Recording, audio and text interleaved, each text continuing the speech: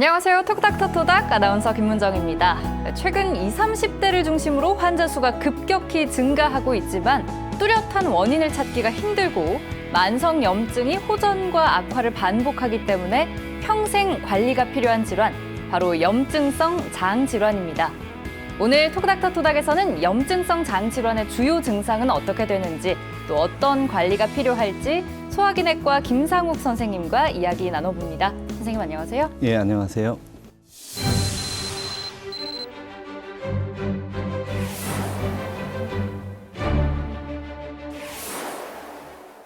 네, 선생님 오늘의 주제인 염증성 장 질환, 어떤 질환인가요? 네, 이름 그대로 장에 만성적으로 염증이 생기는 병으로 설사나 혈변 등 이상 증세가 6개월 이상 지속될 경우 염증성 장 질환을 의심해 볼 수 있습니다. 발생 부위에 따라서 궤양성 대장염과 크론병으로 나뉘어집니다. 이게 발생 부위에 따라 달라지는 거죠? 그렇습니다. 궤양성 대장염은 대장에서만 발생하나 크론병은 입에서 항문까지 소화관 어디에서나 발병하며 주로 소장과 대장 연결 부위에서 많이 발병합니다. 그렇다면 이 발병 부위가 다른 만큼 증상도 확연히 다르게 나타나나요? 그렇지는 않습니다. 궤양성 대장염과 크론병 모두 설사나 혈변, 복통, 체중 감소 등 증상은 비슷하게 나타납니다. 네, 이게 구체적으로 어떤 질환인지까지는 잘 모르더라도 이름은 들어본 분들이 많이 계실 것 같은데 그만큼 요새 환자 수가 급격히 증가하고 있다고 들었습니다. 네, 그렇습니다. 염증성 장질환 환자 수는 최근 10년간 꾸준히 증가하고 있는데요. 2019년을 기준으로 궤양성 대장염 환자는 인구 10만 명당 약 3만 7천 명, 크론병 환자는 인구 10만 명당 약 1만 8천 명으로 2배 이상 증가했습니다. 네, 생각보다 정말 많은 분들이 이 염증성 장 질환을 앓고 있는데 제가 오프닝에서도 잠깐 소개를 했지만 젊은 세대에게서 특히 더 많이 발병한다고요? 네, 그렇습니다. 크론병은 10대와 20대 젊은 층에서 가장 많이 발생하였고 궤양성 대장염은 20대에서 많이 발생하였습니다. 그리고 70대 이후로 갈수록 점차 감소하는 양상을 보이는 질환입니다. 그런데 이 10대, 20대라고 하면 학생이거나 취업 준비생이거나 혹은 뭐 사회 초년생인 경우들이 참 많을 텐데 이렇게 크론병이나 궤양성 대장염으로 인해서 일상생활에서 좀 크고 작은 어려움들 많이 겪을 것 같아요. 그렇습니다. 특히 활성기 궤양성 대장염은 혈변이나 설사가 아주 심해지면은 일상적인 생활이나 직장 생활을 할 수가 없게 되고 크론병 같은 경우는 염증이 심해서 장 폐색으로 수술을 받게 되는데 이러한 경우에는 정상적인 일상생활을 할 수 없는 여러 가지 어려움을 겪게 되겠습니다. 네, 그렇다면 이 염증성 장 질환은 왜 발생하는 건가요? 어떤 뚜렷한 원인이 있을까요? 그렇진 않습니다. 안타깝게도 아직까지 정확한 원인은 밝혀지지 않았습니다. 다른 사람으로부터 감염된 것도 아니고 환자분이 뭔가를 잘못 먹거나 마셔서 발생하는 것도 아니며 스트레스가 원인이 되는 것도 아닙니다. 장내 환경에 대한 신체 면역계의 부적절한 반응이 원인으로 추정되고 있는데요. 서양에서는 일란성 쌍둥이와 가족 내 발병률이 조금 높지만 우리나라에서는 가족 내 발병 확률은 매우 낮습니다. 따라서 유전성 질환으로 부르는 것도 맞지 않습니다. 네, 그런데 이 염증성 장 질환에 대한 정보를 좀 찾아보니까 희귀 난치성 질환이다 이렇게 소개가 되고 있던데 이 정확한 원인이 밝혀지지 않은 만큼 치료법도 없다고 보는 게 맞나요? 네, 일부는 맞기도 하고 일부는 오해가 있습니다. 희귀 난치성 질환으로 평생 약물 치료가 필요한 것은 맞습니다. 그러나 원인을 알 수 없다는 것은 맞지만 치료법이 없다는 것은 틀렸습니다. 감염병과 같은 특정 원인을 찾기가 어렵다는 것이지 염증성 환자에게 보이는 특이한 면역 불균형으로 인한 면역계 이상은 공통적으로 관찰됩니다. 따라서 이런 면역 불균형을 조절하는 약물을 사용할 경우에는 치료가 되는 것을 볼 수 있습니다. 이러한 치료가 되는 완화 상태에 접어들게 되면은 환자분들은 오랫동안 사용하는 약을 점차 감량하면서 관찰할 수 있겠습니다. 네, 선생님 답변이 정말 많은 분들에게 조금은 희망적으로 다가올 수 있을 것 같은데요. 일상 속에서 누구나 장 트러블 경험 한 번씩 다 하게 되잖아요. 그래서 장염이 흔한 질환이기 때문에 증상이 나타난다고 해서 내가 염증성 장질환일까? 이렇게 인식하기는 쉽지 않을 것 같아요. 네, 그렇습니다. 대한장년구학회라고 염증성 장질환을 주로 보는 교수들의 모임이 있는데요. 보고를 보게 되면은 염증성 장질환 환자들이 사실은 이제 병원을 찾는 시기가 매우 늦다는 보고가 있습니다. 전체 환자의 41% 정도가 증상을 경험하고 6개월이 돼서야 병원을 찾았고, 특히 26% 환자분들은 1년이 지난 뒤에 병원을 찾아서 진단이 늦게 진단된 경우가 있습니다. 빨리 병원을 찾지 않은 이유를 물어봤는데 대부분 환자분들께서 이게 질환인 줄 몰랐거나 혹은 단순한 치질, 장염, 스트레스로 인한 병으로 간단히 생각한 경우가 많았습니다. 이 염증성 장질환의 구체적인 증상이 무엇인지 확실히 알고 있어야 초기에 빠른 대응을 할 수 있을 것 같은데, 그럼 먼저 이 궤양성 대장염의 주요 증상 어떤 것들이 있나요? 궤양성 대장염의 증상은 설사와 혈변입니다. 그런데 설사와 혈변은 건강한 사람에게도 가끔 나타날 수 있고 항문 질환도 흔하기 때문에 대변에 피가 묻어나오는 경우 단순한 변비나 치질로 생각할 수 있습니다.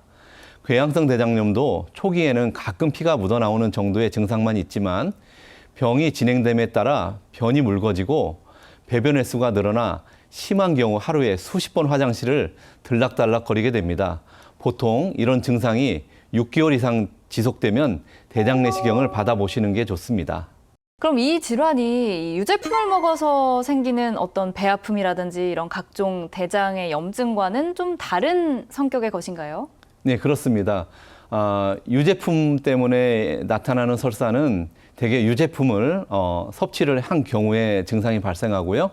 그러한 유제품을 안 드시면 좋아지고 대부분 환자분이 그걸 아세요. 그렇지만 염증성 장질환은 그런 음식과 관계없이 환자분이 만성적인 설사나 혈변이 지속되므로 사실은 본인이 조절하기 힘들기 때문에 유제품 때문에 나타나는 병과는 확연한 차이가 있겠습니다.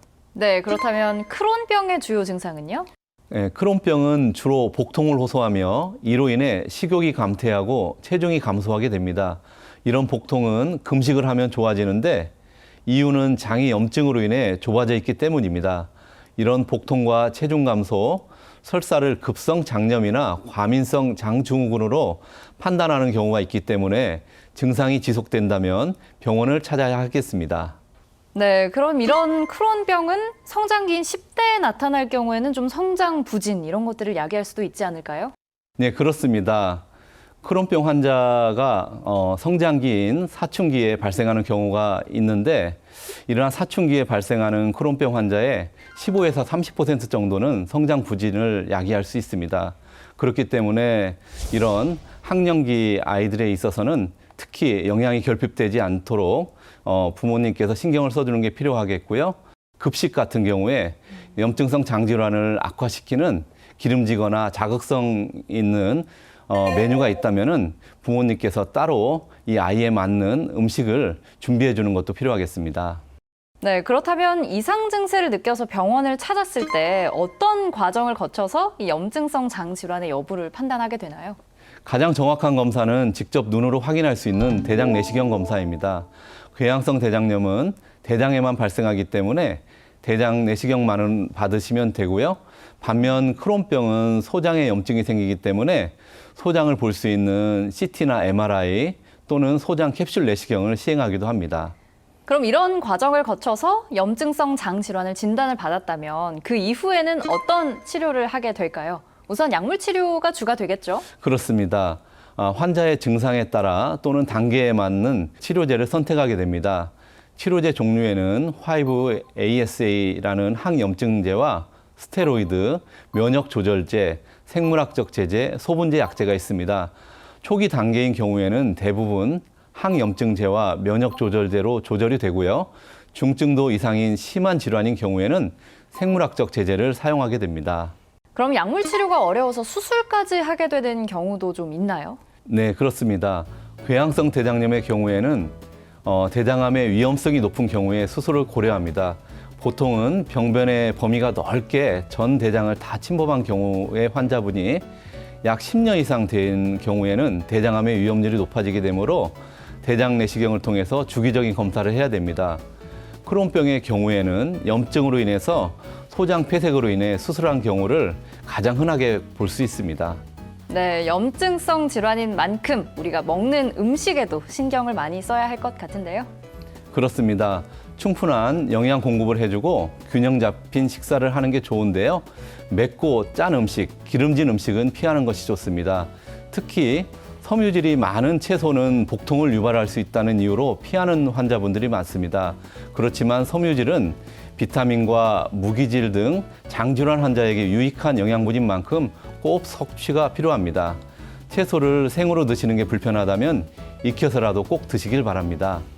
네, 이게 언제든 발생할 수 있는 질환인 만큼 정말 검사도 꾸준히 받고 계속 관찰이 필요한 질환일 것 같은데요. 마지막으로 시청자분들께 당부하고 싶은 말씀 있으시다면요? 네, 염증성 장질환은 앓고 있는 분들은 흡연과 술, 진통제의 사용은 증상을 악화시키거나 수술의 위험성을 증가시키므로 반드시 피하셔야 합니다. 적절한 운동과 건강한 생활 습관이 무엇보다 중요하고요. 시청자분들에게 강조하고 싶은 말은 일상생활 중에 의심 증상이 나타난다면 빠른 시일 내에 병원을 찾아서 정확한 진단과 적절한 치료로 초기에 염증을 빠르게 없애는 것이 이러한 염증성 장질환 치료의 관건이라는 것을 꼭 기억하길 부탁드리겠습니다. 오늘은 누구에게나 불시에 찾아올 수 있는 염증성 장 질환에 대해 살펴봤습니다. 몸이 보내는 이상 신호를 흔히 있는 증상이라고 가볍게 넘겼던 건 아닌지 돌아보게 되는 시간이었는데요. 다음 이 시간에도 알차고 유익한 의학 정보로 인사드리겠습니다. 함께해 주신 여러분 고맙습니다.